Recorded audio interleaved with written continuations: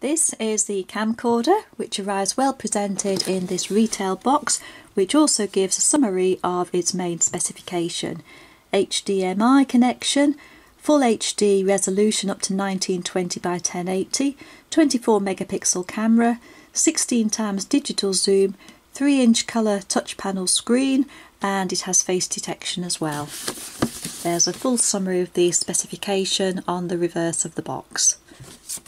The camera is also supplied with HDMI connection cable, audio connection cable, USB charging and connection cable using a mini USB for charging, a mains plug with a USB port, an adapter plug, not necessary in the UK of course, a remote control unit. I hadn't expected that on the camcorder, but we'll come to that later. A helpful instruction manual, which is actually written in readable English and is also very easy to follow. Gives good information starting with the specification right through to how to use all of the features of the camcorder. It's very intuitive anyway, but it is nice to have this little booklet, and it is well written as well. And finally, this is the camcorder. I have to say I've used many of these Chinese cheapie camcorders, and this one has impressed me right from the outset.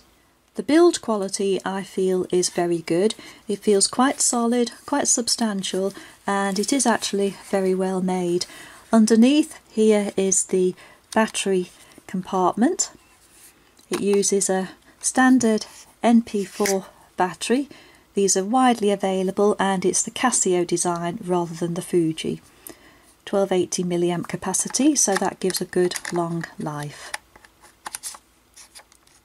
Next to that is the port for the SD card.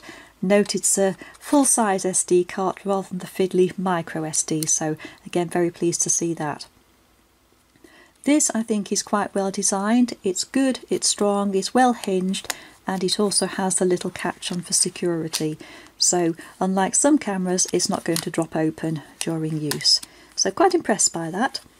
Tripod socket again on the base. To the top of the camera is the zoom control. It is a digital zoom, so keep expectations realistic on that. And personally, I would prefer not to use it. I'm not really keen on digital zooms. There's a photo button there for when it's in camera mode to take a still photo, and here is the stereo microphone. It's easy to hold simply by slipping your hand through the grip here, which is adjustable, and conveniently and comfortably positioned is the recording button there. Next to this is a little pull-out flap with the connection ports there, HDMI and the mini USB for charging. That pushes back into place, and again it's a good fit, it's nice and secure.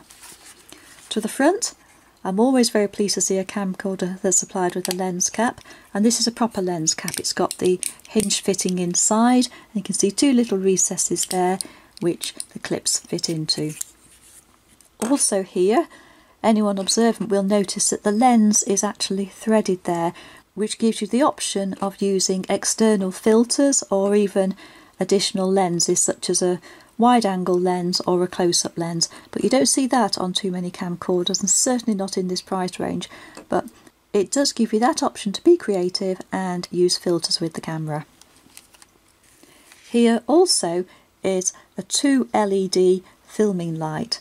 It doesn't act as a flash for the still camera, but it's just a filming light which will illuminate roughly about 2 to 3 feet or so ahead, which gives you the option of filming in complete darkness. Now let's look at the monitor and the controls. It switches on automatically on opening the screen. I'll just put a subject in the front, the box it was supplied with, just so that it can focus on something rather than look at a reflective monitor. It's a touch screen, which is very nice to see. You can see there the menu button there, or you can use the buttons here on the control panel. Power, light on or off, menu button, display and the mode. The touchscreen works very well. Just press on the menu button and you've got all the options here of resolution, full HD, half HD, VGA, white balance, colour options, can film in sepia, monochrome, black and white, vivid colours or standard. The exposure compensation +3 down to -3, and metering can be either centre weighted, multi or spot metering. Quite a good range of options, particularly for a low end camcorder. Just put it into the photo mode now. That's using a combination of the control panel and the menu buttons. You can see here now you can take still photos. Note that the still photos are not widescreen. And just press the button on the top to take a still image, like that. Another feature, just leave the camera positioned there, is this remote control unit. You don't generally see remote control units on what I would call budget camcorders, but this one is actually really good. And what it means is you can put the camera on a tripod at a distance, then operate the camera remotely using this, which gives you the option of recording, say, wildlife from a distance and without disturbing them. And this can be used either for filming or for taking still images. I'll just do a quick still image now by pressing the camera button, and you'll watch it on the screen as I take a still image, admittedly only a photo of the camera box, but you'll see that the shutter goes as I press the button. So really useful that is, and a very nice surprise too. But of most importance, of course, is seeing how well a camcorder works in real life scenarios. So I'm going to include some footage I've taken now, along with a few still photos. This is a sample pan with audio to test both the camcorder and the built-in microphone. Inside the castle tower with a plane overhead, which the mic may or may not pick up. This frame should test the exposure because there's obviously a lot of contrast, with the castle tower to the right being a dark subject and the stone in front being quite light, and with a light background too. So see how the camcorder copes with this. Also look for any purple fringing in the trees behind. This is a sample zoom. It's a digital zoom, so keep expectations low. But there it is.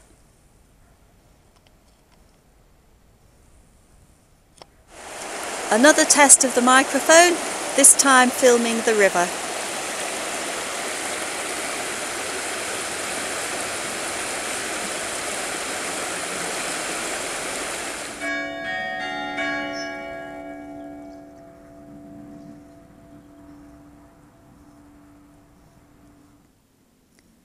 Testing indoor performance in lower light.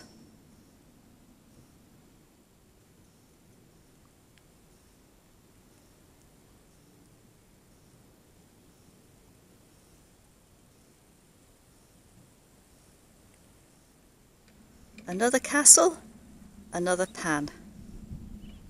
Because it's a fixed focus lens, there's no focus wander when panning. This is a demonstration of the LED filming light, currently switched off and now on. It makes all the difference, and it makes the otherwise invisible visible, and it's good for filming fairly close-up subjects up to about 2-3 feet away, something like that.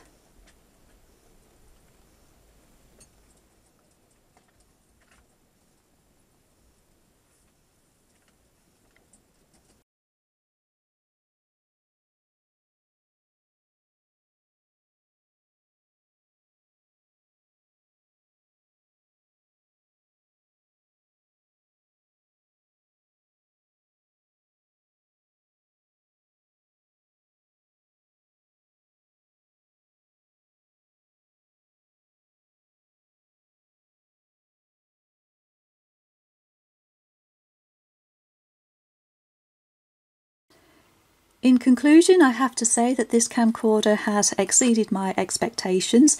The exposure is very good, it's proven reliable, the video quality is very good, particularly for its price range, but where it does fall down a little bit is on the still images. It is primarily a camcorder, and think of the still images as being secondary.